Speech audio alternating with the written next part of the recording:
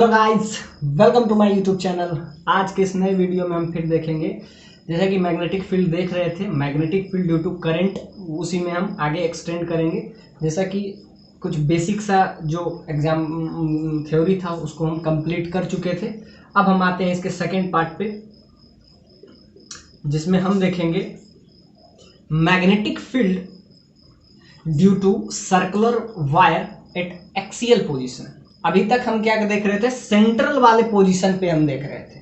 अभी जो भी हम निकाले थे सर्कल से, तो वो उसके सेंटर पे निकाले थे। अब हम किस पोजीशन पे निकालेंगे, उसका एक्सियल पोजीशन पे। मतलब सेंटर से एक एक्सिस पास करेगा, पासिंग थ्रू द सेंटर। अब उस एक्सिस पे हमको मैग्नेटिक फील्ड का वैल्यू अब निकालना है। जैसा कि हम पिछले लेक्चर में आपको हम बताए थे, उसमें हम बताए थे magnetic field at the centre of circle, तो उसमें हम कुछ और निकाले थे। अब हम निकालते हैं magnetic field due to circular wire at axial position. वो कौन सा पोजीशन था, वो सेंटर पे हम देख रहे थे। अब सेंटर से पास करते हुए, समझिए कि एक सर्कल है, उसके सेंटर से पास करते हुए एक एक्सिस को हम लिए हैं, और उसके एक्सिस पे हमको क्या निकालना है, सिंपली उसके एक्सिस पे हमको निकालना है मैग्नेटिक फील्ड का वैल्यू। तो आइए अब देखते हैं मैग्नेटिक फील्ड ड्यू टू। अब यहां से देखिए एक एक्सिस पास कर रहा है यहां से, इसके समझिए इससे, ये तो ए रेडियस हम ले लेते हैं इस सर्कल का, और इस एक्सिस से ध्यान से देखिए 3D पिक्चर है, ऐसा कुछ सर्कल होगा ऐसा, और उससे उसके सेंटर से जो पास कर रहा है उसके एक्सियल पोजीशन से एक्स डिस्टेंस पे, समझिए इस पॉइंट पे, इस ओ पॉइंट पे हमको क्या निकालना है, मैग्नेटिक फील्ड का वैल्यू। तो एग्जैक्टली हम क्या करेंगे, इसका पहले फिगर बनाते हैं। तो क्या है, एक सर्कुलर वायर है जिसका रेडियस हम ए ले लिए हैं, और उसके सेंटर से पास करते हुए एक एक्सिस पार किए हैं। अब एक्सिस से एक्स डिस्टेंस पे याद रखिए, इस टाइप से इसका फिगर है। ऐसा एक सर्कल है जो कि इस प्लेन में है, उसके सेंटर से पास करते हुए एक एक्सिस पास किए हैं, और वहां से मतलब वहां से कितना डिस्टेंस पे है, समझिए एक्स डिस्टेंस पे। तो ए रेडियस क्या हो जाएगा, ये आर हो जाएगा एक्स स्क्वायर प्लस ए स्क्वायर, जबकि आपको दिख रहा होगा ए प्लस एक्स नहीं। अब ऐसा है कि ये थ्री डी पिक्चर है। अब जो भी समझिए कि अगर इस प्लेन में अगर कोई होगा, इस प्लेन में, तो क्या होगा, इस प्लेन में अगर आप एक सर्कल बना देते हैं, इस प्लेन में अगर आप सर्कल एक बना देते हैं, तो समझिए ऐसा है। और इसके सेंटर से एक इस टाइप से हमको, इसके सेंटर से वायर है और यहां से एक्स डिस्टेंस पे है, तो समझिए कि इस मार्कर के इस पॉइंट पे हमको क्या निकालना है, सिंपली। तो एक सर्कल हम यहाँ पे क्रिएट किए हैं, और इसके एक्सियल पॉइंट पे magnetic field at axial point, पहले हम बताए थे वो सेंटर पे निकाले थे। तो ध्यान से देखिए, इसका रेडियस कुछ होगा, तो ध्यान से, और ये आपका हो जाएगा आर वेक्टर, इस दोनों को मिलाने वाला वेक्टर आर वेक्टर हो जाएगा, पोजीशन वेक्टर। तो ध्यान से देखते हैं, यहां से टेंडेंशियल इसको मिलाते हैं, एग्जैक्टली इसको भी हम मिला लेते हैं। ये आपका रेडियस होगा,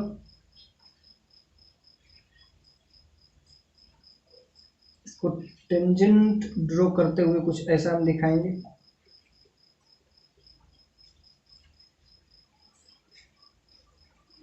तो ध्यान से देखिए, तो ये आपका हो गया। इस पॉइंट पे हमको क्या निकालना है, इस पॉइंट पे एग्जैक्टली हमको निकालना है, समझ लीजिए कि ये जो है आपका एक्स एक्सिस है। तो आपके इस सर्कल से एक्स डिस्टेंस पे, मतलब eight axial position, magnetic field, जैसा कि मैग्नेटिक फील्ड के बारे में हम पिछले लेक्चर में बताए थे। मैग्नेटिक फील्ड क्या होता है, mu by 4 pi I DL cross R, DL cross R by, अब डीएल क्रॉस आर है तो यहाँ पे आर क्यू लिख दीजिए, डीएल क्रॉस आर। तो ये आपका हो गया, आर स्क्वायर ले लीजिए, डीएल क्रॉस आर क्यू ले लीजिए, ये आपका वेक्टर फॉर्म है, आर वेक्टर, बस इसमें वैल्यू पुट कीजिए। अब ध्यान से देखिए, डीएल टेंडेंशियली है, तो याद रखिए ये आपका हो जाएगा आर वेक्टर।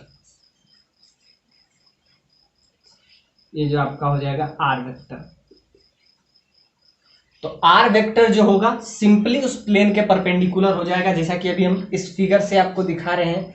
आर वेक्टर जो होगा ये होगा इनिशियल और फाइनल पॉइंट को मिलाने वाला, इसके रेडियस को और इसके रेडियस से जैसे ही मिलाएंगे तो उस प्लेन के हमेशा परपेंडिकुलर हो जाएगा।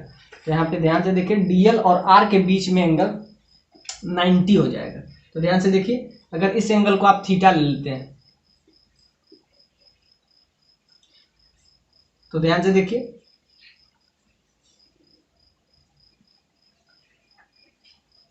ये भी एंगल थीटा एग्जैक्टली। ध्यान से देखिए इधर से और इधर से, और डीबी का जो डायरेक्शन होगा वो डीएल के भी परपेंडिकुलर होगा। हम बताएं डीबी का जो डायरेक्शन मैग्नेटिक फील्ड जो होता है डीएल के भी परपेंडिकुलर होता है, आर के परपेंडिकुलर। ये एक्चुअली में नीचे वाला आर है, वो ऊपर वाला आर है। ये आपका हो जाएगा आर, आर मतलब पोजीशन वेक्टर। ये आपका हो जाएगा पोजीशन वेक्टर, पोजीशन वेक्टर। अब ध्यान से देखिए मैग्नेटिक फील्ड जैसा कि हमको निकालना है, तो इसमें हम क्या करेंगे, म्यू नॉट बाई 4 पाई आई, समझिए कि इसमें जो करंट का फ्लो हो रहा है वो आई करंट का फ्लो हो रहा है, और हमको इस पॉइंट पे निकालना है। तो डीएल क्रॉस आई, और डीएल और आई आर के बीच में एंगल क्या होगा। तो ध्यान से देखिए डीएल जो है और आर के बीच में जो एंगल होगा, सिंपली इस पॉइंट पे डीएल का डायरेक्शन इधर होगा टेंडेंशियली, और आर वेक्टर जो होता है डीएल और आर, क्योंकि आर जो होगा हमेशा इस दोनों प्लेन के परपेंडिकुलर होगा, तो परपेंडिकुलर हो जाएगा तो डीएल और आर के बीच में एंगल 90 हो जाएगा। तो DL into R sine 90 by R cube. यहाँ से मैग्नेटिक फील्ड का वैल्यू आपका सिंपली आ जाएगा mu naught by 4 pi I into यहाँ पे हो जाएगा डीएल साइन 91 हो जाएगा, और यहाँ पे आ जाएगा डीएल बाय आर स्क्वायर। ये आपका आ गया सिंपली मैग्नेटिक फील्ड का वैल्यू। आर क्यू से आर क्यू कैंसिल, अब ये आ गया। अब यहाँ पे एक सबसे इंपॉर्टेंट चीज देखने वाली है, इस पॉइंट से हम बताए थे मैग्नेटिक फील्ड डीबी का जो डायरेक्शन होता है इज परपेंडिकुलर टू, मतलब मैग्नेटिक फील्ड अगर किसी भी पॉइंट पे आपको देखना है तो वो हमेशा डीएल के भी परपेंडिकुलर होता है, और दूसरा डीएल के भी परपेंडिकुलर होता है, और आर, आर मतलब पोजीशन वेक्टर, मतलब कि ये दोनों इस डीबी जो होता है उस प्लेन के हमेशा परपेंडिकुलर होता है। तो ध्यान से देखिए डीएल का डायरेक्शन डीएल और आर में अगर आप ध्यान से देखिएगा तो ये इस प्लेन में होता है और आर दूसरे प्लेन में होता है, तो इस वजह से परपेंडिकुलर हो जाता है। तो डीएल और आर के बीच में साइन 90 के एंगल है, तो साइन 91 हो गया। अब ध्यान से देखिए ये जो आपका है डीबी, अब यहां से ये थीटा एंगल बना रहा है एग्जैक्टली इस पे अगर निकालिएगा ये आपका आर पोजीशन वेक्टर आ गया, इस पे जो आ जाएगा तो ये इस पे भी परपेंडिकुलर हो जाएगा, आर वेक्टर पे इस पे भी परपेंडिकुलर हो जाएगा, इस पे परपेंडिकुलर होगा तो याद रखिएगा इधर हो जाएगा डीबी का डायरेक्शन, मैग्नेटिक फील्ड का डायरेक्शन ये हो गया। अब इसको अभी भी डीबी ही चलते हैं क्योंकि उधर डीएल है तो इधर भी डीबी हो जाएगा। तो डीबी आपका आ गया सिंपली ये थीटा, अब याद रखिएगा ये थीटा होगा और ये इस पे 90 है, तो ऐसा भी समझ सकते हैं। अब इसका दो कंपोनेंट होगा, ये थीटा, तो ये हो जाएगा आपका 90 माइनस थीटा, तो इसको कितना होना पड़ जाएगा, इसको थीटा होना पड़ जाएगा, क्योंकि ध्यान से देखिए आर वेक्टर डीबी जो होगा आर पे भी परपेंडिकुलर है और डीएल के भी परपेंडिकुलर है। तो ध्यान से देखिए ये थीटा, तो ये 90 माइनस थीटा, ये 90 माइनस थीटा, तो ये थीटा। तो ध्यान से देखिए डीबी का एक तो इधर कॉस कंपोनेंट हो जाएगा और इधर क्या हो जाएगा डीबी का आपको साइन कंपोनेंट। तो ध्यान से देखिए ये थीटा क्या हो जाएगा, ये एक्चुअली में हो जाएगा आपको लास्ट में, ये थीटा है तो इसको 90 माइनस थीटा होना पड़ेगा। तो ध्यान से देखिए इसका कॉस कंपोनेंट डीबी का कॉस 90 माइनस थीटा। ध्यान से देखिए अब ऐसे समझिए कि ये ये चाह रहा है इधर मैग्नेटिक फील्ड, ये चाह रहा है मैग्नेटिक फील्ड है, मतलब दो वेक्टर है, एक वेक्टर इधर जा रहा है, एक वेक्टर इधर जा रहा है। इसका अगर हमको रिजल्टेंट वेक्टर निकालना है तो क्या होगा, रिजल्टेंट वेक्टर तो इसके बीच से ही होके गुजर रहा है, और इधर dv और इधर dv जो है दोनों का वैल्यू जब सेम हो और दो सिंपली वेक्टर हो और दोनों के बीच एंगल सेम भी हो, तो ये जो होता है मैग्नेटिक फील्ड उससे हमेशा बीचों बीच होके पास करता है। अगर दोनों का वैल्यू सेम हो, dv का डायरेक्ट वैल्यू अगर सेम हो तो मैग्नेटिक फील्ड जो हो उसके बीच से पास करता है। तो ध्यान से देखिए magnetic field, resultant magnetic field, magnetic field तो ध्यान से देखिए इस डायरेक्शन में भी है, इस डायरेक्शन में भी, ये हो जाएगा एक्चुअली में कॉस थीटा, इधर हो जाएगा साइन थीटा। तो ध्यान से देखिए इधर भी मैग्नेटिक फील्ड हो जाएगा, तो ये जो ऊपर वाला है तो ऐसे आप लिख सकते हैं at equilibrium position,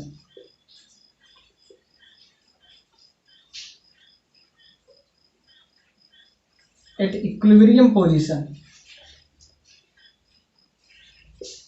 equilibrium position पे क्या होगा, ये जो ऊपर वाला मैग्नेटिक फील्ड है वर्टिकली अपवार्ड वर्टिकली डाउनवार्ड को क्या कर लेगा, कैंसलाइज कर देगा।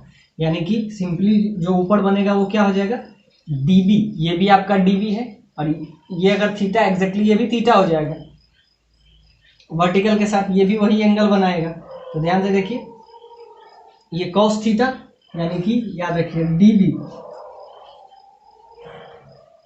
कॉस थीटा जो कि ऊपर जाएगा और नीचे भी हो जाएगा dB कॉस थीटा। अब दोनों एक दूसरे को कैंसलाइज कर देगा, लेकिन dB का जो साइन थीटा हो जाएगा, इसका ये कंपोनेंट, एक तो y कंपोनेंट है तो याद रखिएगा ये है dB का, ये आपका है y component.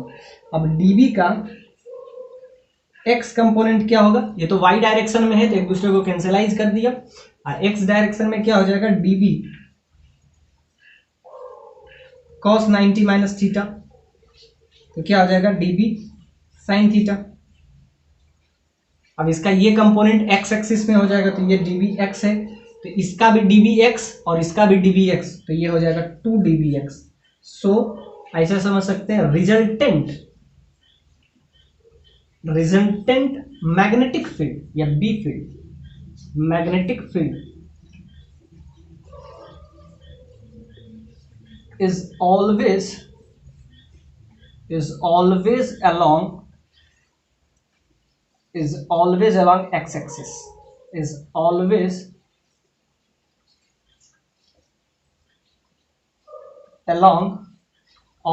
along x axis, मतलब इसका जो डायरेक्शन होगा हमेशा किधर होगा, x एक्सिस की तरफ होगा। तो ध्यान से देखिए अभी तक dB हम लेके आए थे, उसका कौन सा कंपोनेंट, क्योंकि वर्टिकल कंपोनेंट जो है एक दूसरे को इक्विलिब्रियम पोजीशन पे क्या कर लेता है, कैंसिल कर लेता है। तो ध्यान से देखिए इसका जो इधर वाला कंपोनेंट है यानी कि x एक्सिस के तरफ वाला जो कंपोनेंट है, इधर वाला कंपोनेंट वही इफेक्टिव रहेगा। ध्यान से देखिए दो वेक्टर है तो रिजल्टेंट वेक्टर उससे बीच से होके जाएगा, तो रिजल्टेंट वेक्टर x एक्सिस के तरफ होगा। अब ध्यान से देखिए अब क्या करेंगे, dB का cos थीटा यानी dB sin थीटा, अब बाकी अब बस इंटीग्रेट कर लेंगे, अब कुछ बचा नहीं। एक बार ध्यान से देखिए क्या किए, पहले तो हम क्या निकालें, मैग्नेटिक फील्ड का वैल्यू। मैग्नेटिक फील्ड में देखें तो dB और r के बीच में हमेशा पोजीशन वेक्टर जो है उस प्लेन के परपेंडिकुलर है, इसीलिए दोनों में एंगल 90 डिग्री बन रहा है। और ध्यान से देखिए dl का डायरेक्शन उधर ही होता है जिधर करंट का डायरेक्शन, और dl किधर होगा, हमेशा टेंडेंशियली अपवार्ड। तो ध्यान से देखिए एक तो इधर एंगल सिंपली आप देखिएगा तो पोजीशन वेक्टर के साथ 90 डिग्री एंगल है, तो यहाँ से आपका dB मैग्नेटिक फील्ड का वैल्यू आ गया।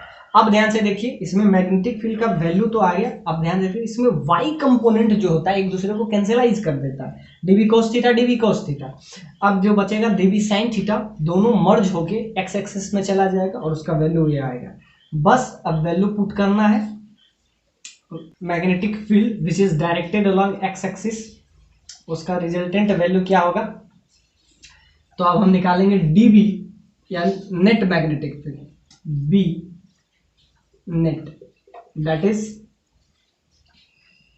नेट मैग्नेटिक फील्ड क्या हो जाएगा dB अब ध्यान से देखिए, जितना इधर से फोर्स लग रहा है उतना इधर, मतलब रिजल्टेंट जो होगा सिंपली एक्स डायरेक्शन में हो जाएगा। तो इसको आप समझ सकते हैं dB cos 90 इसका भी और cos 90 इसका भी। अब ध्यान दीजिएगा, 2 टाइम्स क्यों नहीं किए? 2 टाइम्स इसलिए नहीं किए कि ध्यान से देखिए, एक बार ये हाफ पार्ट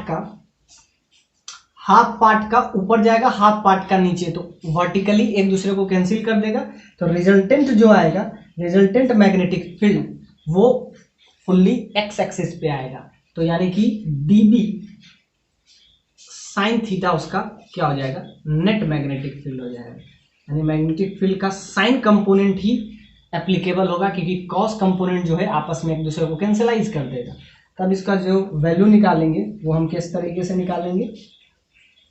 तो dB साइन थीटा की वजह से हम निकालेंगे। ध्यान से देखिए, 2 वेक्टर है, बस इसमें वेक्टर रूल ही लगा रहे हैं, इसमें कुछ नया लगा नहीं रहे। तो ध्यान से देखिए, मैग्नेटिक फील्ड यहाँ पे आपका आ गया था mu naught by 4 pi I into DL divided by R square. अब इसमें हमको क्या करना है? ये dB था, इधर भी इंटीग्रेट करना है, इधर भी करना है इंटीग्रेशन, और दूसरा साइन थीटा लगा देना है। मतलब नेट मैग्नेटिक फील्ड जो होगा वो क्या हो जाएगा? एक्स एक्सिस की तरफ होगा। फर्स्ट पॉइंट कि नेट मैग्नेटिक फील्ड जो होगा वो एक्स एक्सिस की तरफ होगा, वर्टिकली एक दूसरे को कैंसिलाइज कर देगा। अब ध्यान से देखिए,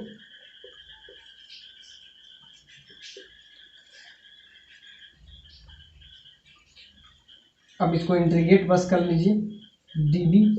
अब साइन थीटा का वैल्यू क्या होगा? Look at this figure. अब साइन थीटा का वैल्यू क्या हो जाएगा? थीटा बराबर साइन थीटा क्या होता है? Perpendicular upon hypotenuse. तो परपेंडिकुलर क्या है? ये रेडियस आपको पहले बता चुके हैं, इसका रेडियस a है। सो a बाय हाइपोटेनस, हाइपोटेनस क्या होगा? तो हाइपोटेनस हो जाएगा ये r का वैल्यू क्या हो जाएगा? जो पोजीशन वेक्टर है, पोजीशन वेक्टर क्या हो जाएगा? Simply a root over a square plus x square, ये आपका हो जाएगा पोजीशन वेक्टर। तो क्या हो जाएगा? r, और r का वैल्यू आपको पता है, पोजीशन वेक्टर क्या हो जाएगा? Root over a square plus x square. क्योंकि एक हाइपोटेनस ट्रेंगल, ध्यान से देखिए, राइट एंगल ट्रेंगल बन रहा है, ये राइट एंगल ट्रेंगल बन रहा है, इसमें हाइपोटेनस क्या हो जाएगा? ये a और ये x। तो a प्लस एक्स नहीं, root over a square plus x square, क्योंकि ये 3D पिक्चर है। तो बस वैल्यू पुट कर दीजिए। तो mu by 4 pi epsilon naught R square, R का भी वैल्यू आपको पता है, आर क्या हो जाएगा? सिंपली आर का जो वैल्यू हो जाएगा वो क्या हो जाएगा? रूट ओवर ए square plus x square. Hypotenuse जो होता है अपने बेस और परपेंडिकुलर के स्क्वायर का स्क्वायर रूट होता है।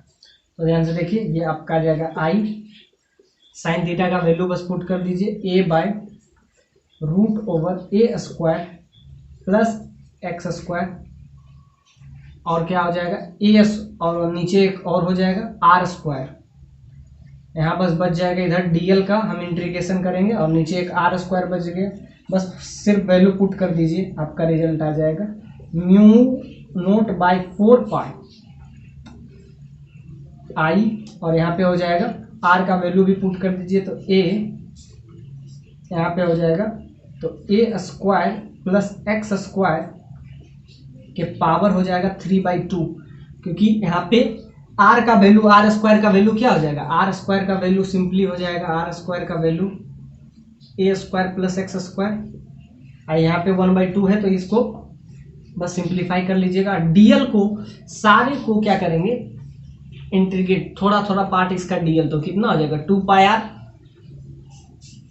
तो डीएल को क्या हो जाएगा? डीएल 0 से लेके लास्ट में कितना हो जाएगा? 2 पाई, पूरा इसका लेंथ कितना हो जाएगा? 2 पाई ए, तो डीएल हो जाएगा 2 पाई। तो ध्यान से देखिए, अब इसका सिर्फ वैल्यू आप रख दीजिए और यहाँ से रिजल्ट आपको मिल जाएगा। और ये रिजल्ट बहुत इंपॉर्टेंट है।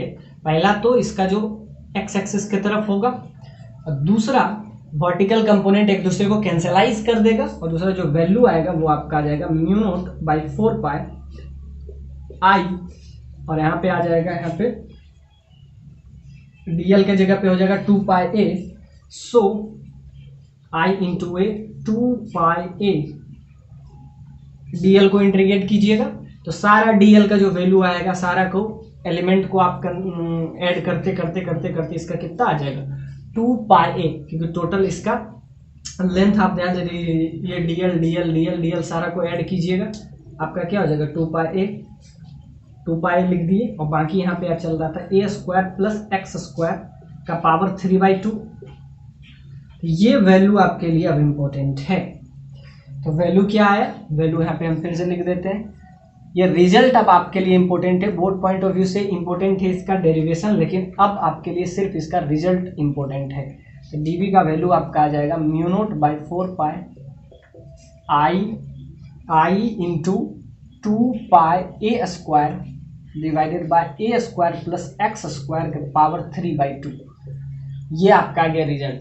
2 पाई से 2 पाई कैंसिल, यहाँ पे आ जाएगा μ0/2 और यहाँ पे आ जाएगा I into a square divided by a square plus x square. अब ध्यान से देखिए, जैसा कि हम पहले भी आपको ये इस टाइप का क्वेश्चन बता चुके थे, ये आपका आ जाएगा सिंपली डीबी से बी में आ जाएगा। तो मैग्नेटिक फील्ड का वैल्यू आप याद रखिएगा, ये रिजल्ट आपके लिए बहुत इंपॉर्टेंट है। इस रिजल्ट से ही हम आगे काम करेंगे। रिजल्ट क्या है आपका, magnetic field is equal to at axial position, ये भी लिख देते हैं। मैग्नेटिक फील्ड जो होगा उसके एक्सियल पोजीशन पे होगा μ0/2 आई ए स्क्वायर प्लस एक्स स्क्वायर के पावर 3/2। मतलब ध्यान से देखिए, x बराबर 0 अगर पुट कर देते हैं तो क्या हो जाएगा, ये जो है सिंपली घट घट घट घट के आ जाएगा इस पॉइंट पे। तो ध्यान से देखिए, x बराबर अगर हम 0 पुट करते हैं तो ये क्या हो जाएगा, जो एक्सियल पोजीशन है टोटल का टोटल सर्कल बन जाएगा। और सर्कल के लिए हम पहले बता चुके हैं, तो when put x equal to 0, तब ध्यान से देखिए वैल्यू क्या आ जाएगा, बी फील्ड का क्या हो जाएगा, वही आना चाहिए जो हमारा पहले भी आ चुका है। तो μ0I/2 x बराबर अगर हम 0 पुट करते हैं तो यहाँ से आपका आ जाएगा सिंपली ए स्क्वायर, नीचे क्या आ जाएगा ए क्यूब। तो यहाँ पे आपका आ जाएगा सिंपली मैग्नेटिक फील्ड का वैल्यू μ0I/2a, जो कि पहले भी यही आ चुका है। बस x बराबर आप इसमें 0 पुट कर दीजिए, तो जो पहले वाला रिजल्ट सर्कल के केस में लाए थे at the centre of the circle, centre पे कितना होगा मैग्नेटिक फील्ड, तो वो हम लाए थे। तो इसी में इस वैल्यू में इसमें आप x बराबर 0 पुट कर दीजिएगा तो ये पूरा सर्कल बन जाएगा, इसके एक्सियल पोजीशन ही कुछ नहीं रहेगा। तो ध्यान से देखिए, इसका एक्सियल पोजीशन रहेगा तब ना जब हम x का कुछ वैल्यू रखेंगे। जब x बराबर हम 0 पुट कर देते तो क्या आ जाता μ0I/2a, जो कि हम पहले भी पिछले जो डेरिवेशन था उसमें भी लाए थे। तो इसको याद रखिए या वहां से याद रखिए, ये रिजल्ट बहुत इंपॉर्टेंट है क्योंकि इससे डायरेक्ट क्वेश्चन पूछा जाएगा। क्या होगा, पहले हम फोर्स देख लेते हैं। तो जहाँ से फ्री इलेक्ट्रॉन्स इसमें होंगे, तो फ्री इलेक्ट्रॉन्स जो होंगे और प्रोटॉन होगा। ध्यान से देखिए, अब ये मेटल है, इसमें इलेक्ट्रॉन प्रोटॉन दोनों होगा। तो पॉजिटिव चार्ज पे फोर्स और नेगेटिव चार्ज पे फोर्स अलग अलग डायरेक्शन में लगेगा।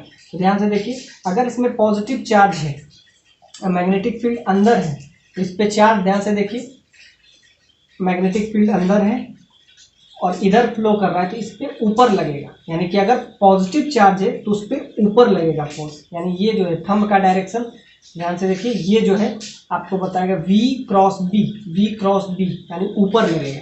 पॉजिटिव चार्ज पे प्लस Q पे, यानी कि प्लस Q पे फोर्स जो लगेगा वो किधर लगेगा, अपवार्ड लगेगा, अपवार्ड फोर्स। एग्जैक्टली निगेटिव जो चार्ज होगा यानी फ्री इलेक्ट्रॉन्स होगा, उस पे किधर लगेगा, इस पे अगर ऊपर लग रहा है, ध्यान से देखिए, इस पे अगर ऊपर लग रहा है तो उस पे नीचे लगेगा। तो ध्यान से देखिए क्या हो जाएगा, जब ऊपर लगेगा तो यहाँ पे प्लस Q चार्ज एक्यूमुलेट हो जाएगा और यहाँ पे क्या हो जाएगा माइनस Q चार्ज, क्योंकि पॉजिटिव चार्ज पे ऊपर फोर्स लग रहा है। तो यहाँ पे धीरे धीरे धीरे धीरे धीरे धीरे क्या हो जाएगा, प्लस Q चार्ज एक्यूमुलेशन, यानी कि positive charge accumulation, positive charge यहाँ पे एक्यूमुलेट हो जाएगा और एग्जैक्टली यहाँ पे नेगेटिव चार्ज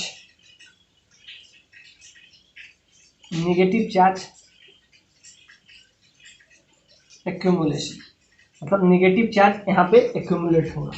आपसे फर्स्ट पार्ट में पूछा है किसमें, आप बताइए मैग्नेटिक फील्ड, वो भी एवरेज मैग्नेटिक फील्ड, तो मैग्नेटिक फील्ड कितना प्रोड्यूस हो रहा है या एवरेज मैग्नेटिक फोर्स बताए, तो आई करंट का फ्लो इसमें कितना हो रहा है, तो ध्यान से बताइए। तो ध्यान से देखिए, इसमें क्या हो जाएगा, प्लस क्यू चार्ज ऊपर एक्यूमुलेट हो जाएगा, नीचे जो हो जाएगा माइनस क्यू चार्ज, क्योंकि प्लस क्यू चार्ज पे ऊपर फोर्स लग रहा है एग्जैक्टली माइनस क्यू चार्ज पे नीचे, तो इस टाइप से पोटेंशियल डिफरेंस क्रिएट हो जाएगा। तो फर्स्ट पार्ट में आपसे पूछा है कि आप बताइए एवरेज मैग्नेटिक फील्ड, तो वी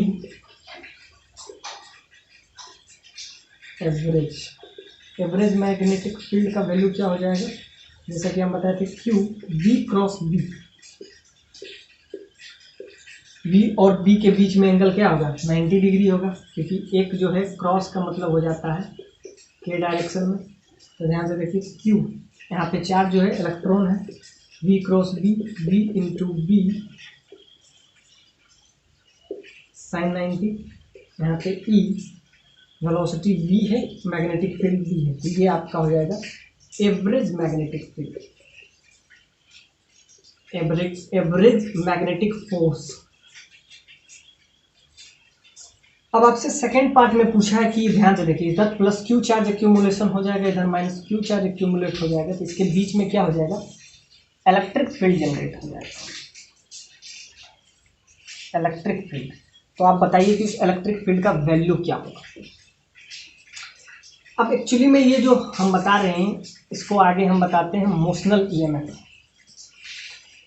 मोशनल ईएमएफ जब हम बताते हैं तो एक्चुअली में मोशनल ईएमएफ यही होता है कि जब मैग्नेटिक फील्ड में किसी भी कंडक्टर को मोशन करवाते हैं तो उसमें जो इलेक्ट्रिक जो ईएमएफ जनरेट होता है ड्यू टू मोशन, इसलिए इसका नाम पड़ता है मोशनल ईएमएफ।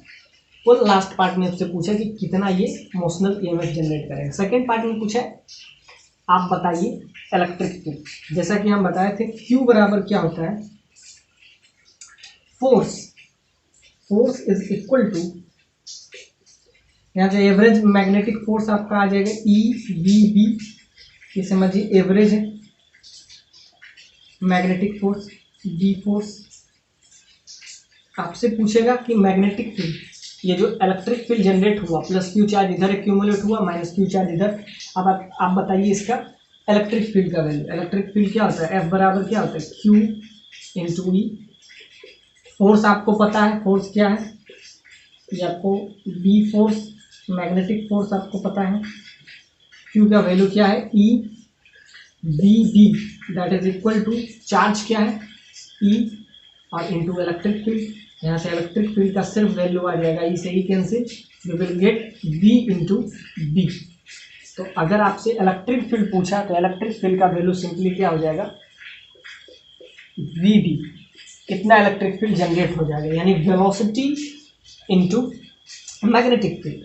अब लास्ट पार्ट में पूछा है बताइए मोशनल ईएमएफ, ईएमएफ कितना जनरेट होगा। अब यहाँ से देखिए इलेक्ट्रिक फील्ड है तो ईएमएफ भी होगा। ईएमएफ के लिए हम क्या करेंगे, इलेक्ट्रिक फील्ड का वैल्यू पता हो गया, इलेक्ट्रिक फील्ड पता है तो मोशनल ईएमएफ समझिए वी बराबर आई आर, तो आई से मल्टीप्लाई कर दीजिए, आई से मल्टीप्लाई कर दीजिएगा तो यहाँ पे आ जाएगा सिंपली, इसको नाम दे दीजिए motional EMF. Motional EMF is equal to I into E, और आई का वैल्यू, आई क्या है करंट, आप ऐसा भी समझ लीजिए चार्ज का रेट आपको पता हो गया, ध्यान से कि charge into V cross B, तो यहाँ से भी आप समझ सकते हैं I into B cross B, और यहाँ से आपका वैल्यू हो जाएगा आई वी बी, ये जो हो जाएगा मोशनल ईएमएफ का वैल्यू। तो मोशनल ईएमएफ का वैल्यू क्या हो जाएगा I current passing through it, B velocity, और बी उसका क्या हो जाएगा मैग्नेटिक फील्ड, ये जो हो जाएगा बी का वैल्यू आ जाएगा। Motional EMF is equal to I into A, N का वैल्यू कैपिटल एन का वैल्यू 200 टन्स आपको दिया हुआ, आपको मैग्नेटिक टॉर्क का भी वैल्यू दे दिया हुआ, मैग्नेटिक टॉर्क, मैग्नेटिक टॉर्क का वैल्यू जो है आपका दिया हुआ है 0.2 न्यूटन पर मीटर। अब ध्यान से देखिए मैग्नेटिक टॉर्क, जैसा कि हम पहले बताए हैं, मैग्नेटिक टॉर्क होता है NIAB। आप ऐसा भी समझ सकते हैं साइन NIAB। अब N भी आपको दे दिया हुआ, I भी दे दिया हुआ है, A क्या है इसमें ध्यान से देखिए, B है मैग्नेटिक फील्ड, I है करंट, N है नंबर ऑफ टर्न्स, A है एरिया। तो ध्यान से देखिए NIAB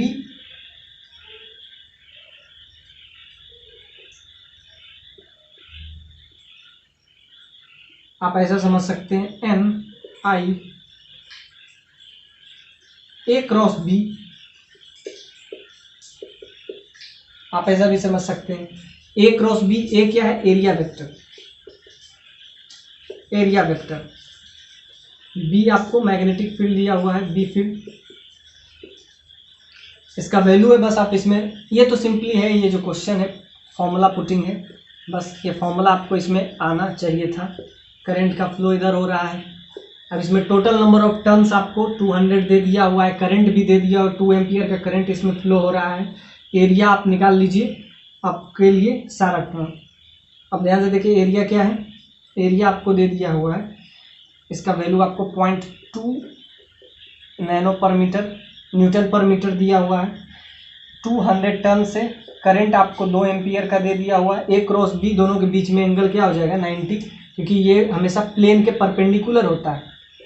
एरिया वेक्टर हमेशा प्लेन के परपेंडिकुलर होता है। अब B जो है इसी प्लेन में है, समझिए कि मैग्नेटिक फील्ड जो है समझिए इसी प्लेन में है, और B वेक्टर एक दूसरे के बीच में एंगल क्या होता है साइन 90।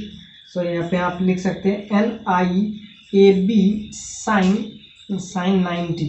तो यहाँ से आपका आ जाएगा टॉर्क का वैल्यू, A एरिया क्या हो जाएगा सिंपली 4 × 5 10⁻⁻² का स्क्वायर, क्योंकि सेंटीमीटर को मीटर में चेंज कीजिएगा तो इसको भी और इसको भी, तो 10⁻⁻4 हो जाएगा। और दूसरा मैग्नेटिक फील्ड, एक्चुअली में मैग्नीट्यूड ऑफ मैग्नेटिक फील्ड ही पूछा है तो उसको B ले लेते हैं। अब यहाँ पे एक ही अननोन बच गया, बस ये मैग्नेटिक टॉर्क का आपको वैल्यू याद रखना था इसमें, और मैग्नेटिक फील्ड जो है इसी प्लेन में है तो मैग्नेटिक फील्ड का वैल्यू निकालना है। मैग्नेटिक टॉर्क आपको दे दिया हुआ है, यहाँ से एरिया वेक्टर आप निकाल सकते हैं, और दोनों के बीच में सिंपली एंगल 90 दिखेगा। क्यों? क्योंकि एरिया वेक्टर हमेशा उस प्लेन के परपेंडिकुलर होता है। यहाँ से आपका वैल्यू आ जाएगा, क्या आ जाएगा, V का वैल्यू आ जाएगा पॉइंट, ध्यान से देखिए यहाँ से 2 से 2 कैंसिल, ये बच जाएगा सिंपली 0.1 डिवाइडेड बाय क्या हो जाएगा 200 डिवाइडेड बाय 200, यहाँ पे आ जाएगा 20 10⁻⁻4। तो ये ऊपर जाएगा तो क्या हो जाएगा 10⁻4, और नीचे क्या हो जाएगा, ध्यान से देखिए 2 0 और 1, तो 3 0 खत्म हो जाएगा, तो 10⁻⁻4 को ऊपर रहने दीजिए। अब ध्यान देखिए 2 0 1 3, तो यहाँ पे सिर्फ बच जाएगा एक 10 ही बच जाएगा, और यहाँ पे आ जाएगा आपका 4, और ऊपर वाला नीचे आएगा तो वो भी 10 हो जाएगा। तो ये आपका मैग्नेटिक फील्ड आ गया। तो क्या हो जाएगा सिंपली